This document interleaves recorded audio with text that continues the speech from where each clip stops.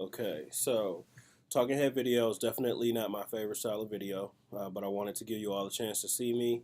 Since we're in an online class, we never get to meet in person, and I needed to do it quickly, so here we are with the talking head video. This week, Kim and I were tasked with the topic of marginalization. Father Mike provided some materials for the class to read and look through, and which were great. But what Kim and I wanted to talk about and hear from you guys is your own personal experiences with marginalization and what it means to you, whether you recognize yourself as marginalized or someone close to you, or even a group that you see as being marginalized that resonates with you for any reason. Um, I think in just following the news lately, we can see how different groups of people are marginalized in society, and how a lot of times, even though we kind of know, we ignore it and we go on about our lives like there's nothing that we can do to actually change it.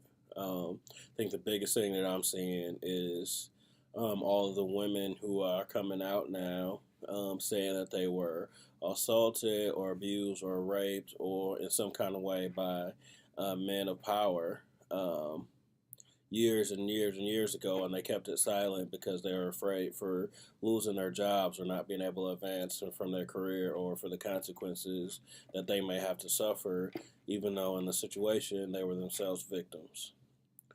The marginalization, though, that I chose to talk about was inspired by a TED Talk by Brian Stevenson that highlights injustice and deals with marginalized people who and their experiences within the justice system. So we're talking about mass incarceration.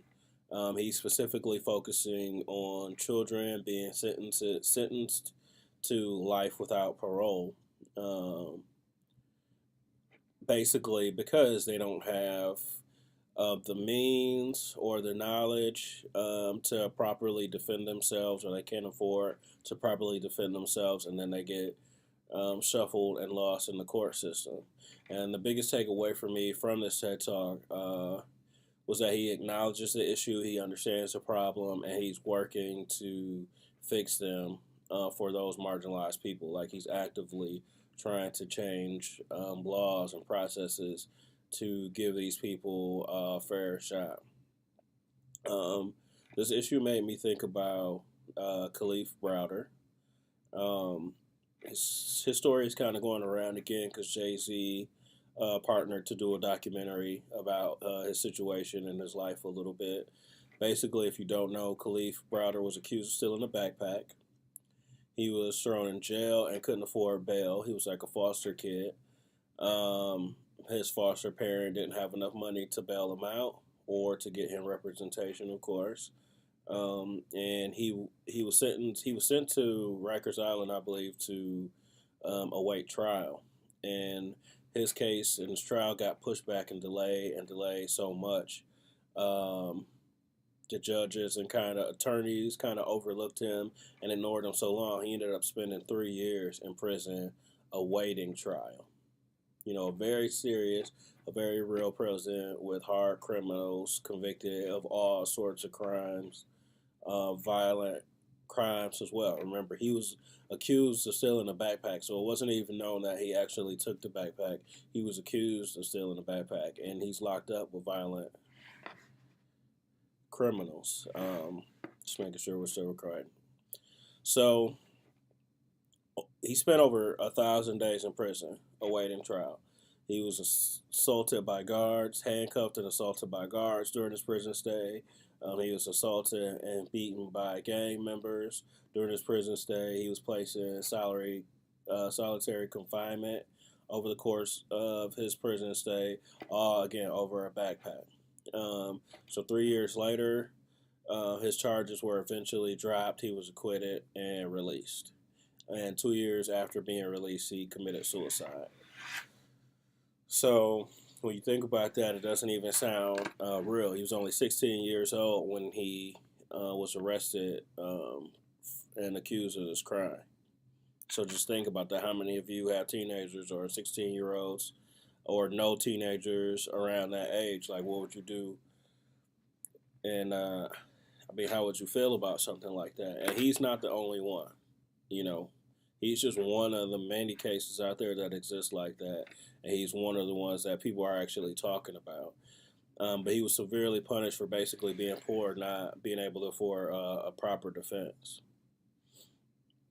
So another similar uh, case that it brought to mind was if you Google "kids for cash judge," um, you'll see a lot of news stories and articles about a judge who was sentenced to who sentenced like 2 or 3 thousand kids to jail, um, and it was found that he ended up getting convicted of 28 years himself because it was found that he accepted like $2.2 million from a private group who constructed a for-profit prison to house these kids, and basically it was his job to make sure that kids got sentenced.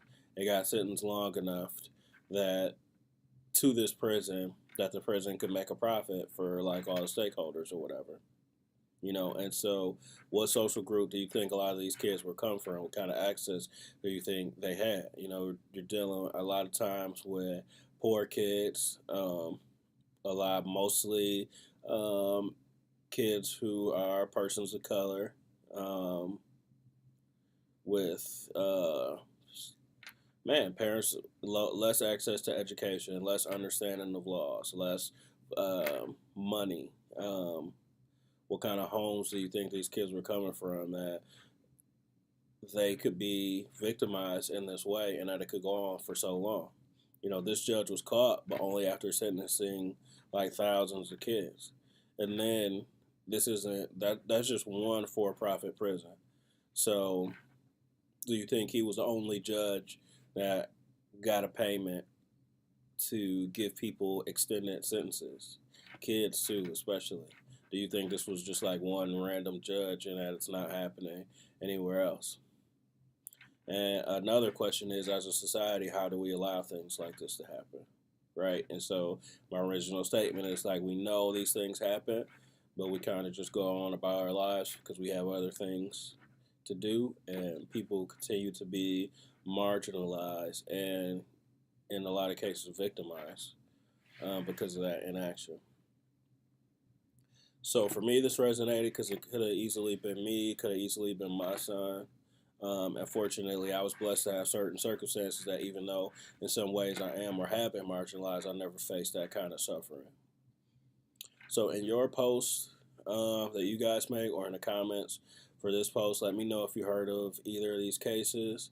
Let me know what you think about them, and please share share your thoughts on marginalization. Again, like, what when you think of marginalization, what does it bring up for you? Like, who do you see, or what groups do you see, or what do you feel, and like, what issues do you see coming out of that, and even what do you think we should be doing about them?